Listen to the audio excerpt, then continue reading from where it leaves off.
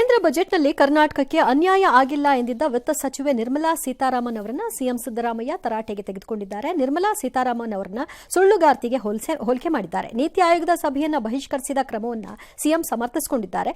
ರಾಜ್ಯಕ್ಕೆ ನ್ಯಾಯವೇ ಸಿಗದಿದ್ದ ಮೇಲೆ ಸಭೆಗೆ ಹೋಗಿ ಏನ್ ಪ್ರಯೋಜನ ಅಂತ ಕೇಳಿದ್ದಾರೆ.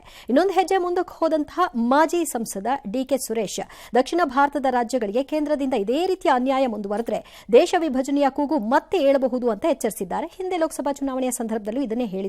ಭಾರಿ ಆಕ್ರೋಶಕ್ಕೆ ಕಾರಣವಾಗಿತ್ತು. ಅಂದಹಾಗೆ ಪ್ರಸಕ್ತ ಆರ್ಥಿಕ ವರ್ಷದಲ್ಲಿ ಕೇಂದ್ರದ ಸಾಲ 185 ಲಕ್ಷ ಕೋಟಿಗೆ ಏರಿಕೆ ಆಗಲಿದೆ ಅಂತ ಕೇಂದ್ರ ಸರ್ಕಾರ ಅಂದಾಜಿಸಿದೆ. ಈಸಿ ಟು ಟಾಕ್ ಎಕಾನಮಿನಲ್ಲಿ ಸುಳ್ಳು, ಸೋಲು, ಮೋಸ, ದಗ ಡ್ಯಾಶ್ ಡ್ಯಾಶ್ ಡ್ಯಾಶ್ ಇಲ್ಲ. ದೇಶ ವಿಭಜನೆ ಕೂಗಿ ಹೇಳ್ಬೋದು, ಬೇಕಿದ್ರೆ ಎಬ್ಬಿಸ್ಕೊಳ್ಳಿ. ನಿಮಗೆ ಕರ್ನಾಟಕವನ್ನು ದೇಶ ವಿಭಜನೆ ಆದಾಗ ಕರ್ನಾಟಕದ ಇವತ್ತಿನ ಸ್ವರೂಪವನ್ನು ಉಳಿಸ್ಕೊಳ್ಳೋ ತಾಕತ್ತು ನನಗಿದೆ ಅಂತ ಡಿ ಕೆ ಸುರೇಶ್ಗೆ ಅನಿಸಿದ್ರೆ, ಐ ರಿಪೀಟ್, ದೇಶ ವಿಭಜನೆ ಬಂದು ಇನ್ನು ದಕ್ಷಿಣ ಭಾರತ ಬೇರೆ ಆಗ್ಬಿಡ್ತೀರಾ? ಯಾರು ಪಿ ಎಂ? ಯಾರಾಗ? ಸ್ಟಾಲಿನ್ನ, ಡಿ ಕೆ ಶಿವಕುಮಾರ, ಯಾರು? ಹಾಗೆ ಹೇಳುವಂಥ ಪ್ರಶ್ನೆ. ಅಥವಾ ಪಿಣರಾಯಿ ವಿಜಯನ್ನ, ಅಥವಾ ಚಂದ್ರಬಾಬು ನಾಯ್ಡುನ, ಯಾರು? ಓಕೆ, ಕರ್ನಾಟಕನೇ ಬೇರೆ ದೇಶ ಮಾಡ್ಕೊಂಬಿಡಿ ಹಂಗಾರೆ. ಓಕೆ, ಆವಾಗ ಕರ್ನಾಟಕವನ್ನು ಈಗಿರುವ ಮ್ಯಾಪ್ ಥರ ಉಳಿಸ್ಕೋತೀವಿ ಅನ್ನೋ ಹೇಳೋ ಧೈರ್ಯ ನಿಮ್ಗೆ ಯಾರಿಗಾರು ಇದೆಯಾ? ಯಾಕೆ ಸರ್?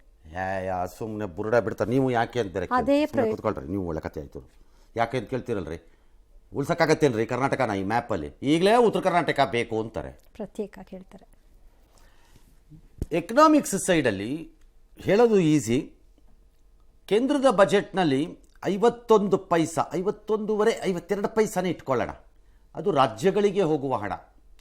ಅದರಲ್ಲಿ ಇವ್ರದ್ದು ಅಬ್ಜೆಕ್ಷನ್ ಇದೆ, ನಮಗೆ GST ಅಷ್ಟು ಬರಬೇಕಂತ, ಅದು ಕ್ಯಾಲ್ಕುಲೇಷನ್ಸ್ ಗಲಾಟೆ ಅಂತ ಅವರು ವಾಪಸ್ ಮಾಡ್ತಾರೆ ವಾದನ. 52 ಪೈಸಾ, ಇನ್ನು ಉಳ್ಕೊಳ್ತಿರೋ 48 ಪೈಸಾ ಅಲ್ಲಿ ಕೇಂದ್ರದಲ್ಲಿ. ಹಾಗಿರಬೇಕಾದ್ರೆ ಹೊಸ ಟ್ಯಾಕ್ಸ್ ಹಾಕೋಕ್ಕಾಗ್ತಾ ಇಲ್ಲ ಅಲ್ಲಿ ಹಾಕಿದ್ರೆ ಅಲ್ಲಿ ಮತ್ತೆ ಟ್ಯಾಕ್ಸ್ ಟೆರರಿಸಮ್ ಅಂತ ರಾಹುಲ್ ಗಾಂಧಿ ಸ್ಟಾರ್ಟ್ ಆಗುತ್ತೆ. ಆಮೇಲೆ ಗಲಾಟೆ ಸ್ಟಾರ್ಟ್ ಆಗುತ್ತೆ. ಮತ್ತು ಟ್ಯಾಕ್ಸು ಕೇಂದ್ರ ಹಾಕ್ಬಾರ್ದು, ರಾಜ್ಯಗಳು ಹಾಕ್ಬೋದು. ಹಾಲ್ ಮೇಲೆ ಹಾಕ್ಬೋದು, ಎಲೆಕ್ಟ್ರಿಸಿಟಿ ಮೇಲೆ ಹಾಕ್ಬೋದು, ವಾಟರ್ ಮೇಲೆ ಹಾಕ್ಬೋದು, ಉಸಿರಾಡಕ್ಕೆ ಹಾಕ್ಬೋದು, ನಡೆದಾಡಕ್ಕೆ ಹಾಕ್ಬೋದು, ಕಣ್ಣು ಮಿಟಿಕಿಸಿದ್ರೆ ಹಾಕ್ಬೋದು, ಬಾಯಿ ತೆಗೆದ್ರೆ ಹಾಕ್ಬೋದು. ನೀವು ಹಾಕ್ಬೋದು, ಪೆಟ್ರೋಲ್ ಮೇಲೆ ಹಾಕ್ಬೋದು, ಇನ್ನೊಂದ್ರ ಮೇಲೆ ಹಾಕ್ಬೋದು. ಬೇರೆಯವ್ರು ಹಾಕೋಂಗಿಲ್ಲ. ಬೇರೆಯವ್ರು ಹಾಕಿದ್ರೆ ಅದು ಅನ್ಯಾಯ, ದಗ ಕೊಡ್ತಾನ. ನೀವು ಹಾಕ್ಬೋದು. ಕರ್ನಾಟಕ ರಾಜ್ಯ ದೆರ್ ಈಸ್ ಸಮ್ ಪ್ರಾಬ್ಲಮ್. ನಮ್ಮ ಫಿನಾನ್ಸಸ್ ನೋಡ್ಕೊಳ್ಳಿ. ಯಾಕೆಂದರೆ ಈ ಗ್ಯಾರಂಟಿ ಆದಮೇಲೆ ನಿಮ್ಗೆ ಹೊಡೆತಗಳು ಈಗ ಬೀಳಕ್ಕೆ ಸ್ಟಾರ್ಟ್ ಆಗಿದೆ, ಇನ್ನೂ ಬೀಳುತ್ತೆ. ಇನ್ನೂ ಕಾಲ ಇದೆ ನೀವು ಹೊಡೆಸ್ಕೊಳ್ಳೋಕ್ಕೆ.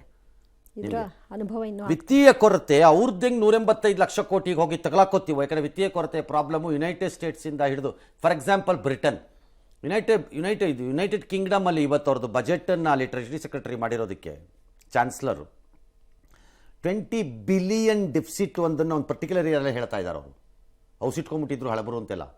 ಅಲ್ಲೂ ಡಿಫಿಸಿಟ್, ಯು ಎಸ್ ಅಲ್ಲೂ ವಿಪರೀತ ಕೊರತೆ, ಅಲ್ಲೂ ಸಾಲದ ಪ್ರಾಬ್ಲಮ್, ಯುರೋಪಲ್ಲೂ ಅದೇ. ಎಲ್ಲ ದೇಶಗಳನ್ನು ಕಾಡ್ತಾ ಇರೋದು ಇದೇನೆ. ಭಾರತನೂ ಕಾಡ್ತಿದೆ, ಇಲ್ಲ ಅಂತಲ್ಲ.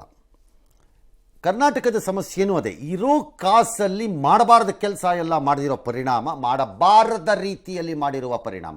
ನಾನು ಮಾಡಬಾರದು ಅಂತ ಹೇಳಲ್ಲ, ಮಾಡಬಾರದ ರೀತಿಯಲ್ಲಿ ಮಾಡಿರುವ ಪರಿಣಾಮ ನಿಮ್ಮ ರಾಜಕೀಯಕ್ಕೋಸ್ಕರ ಪರಿಣಾಮನ ಅನುಭವಿಸ್ತೀರಿ. ಮುಂದೆ ಅವಶ್ಯಕತೆ ಇರಲಿ, ಅನುಭವಿಸ್ತೀರಿ. ಇನ್ನೂ ಸಮಯ ಇದೆ.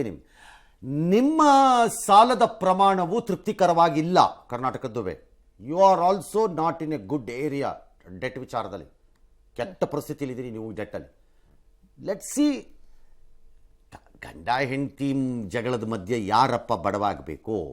ಕೂಸು. ಅದೇ ರೀತಿ ನಮಗಿರೋ ಅಷ್ಟು ದಿನ ಇರೋಣ, ತಿನ್ಕೊಂಡು ಬಿದ್ದಿರೋಣ, ಇಲ್ದಿದ್ರು ಮುಗೀತು.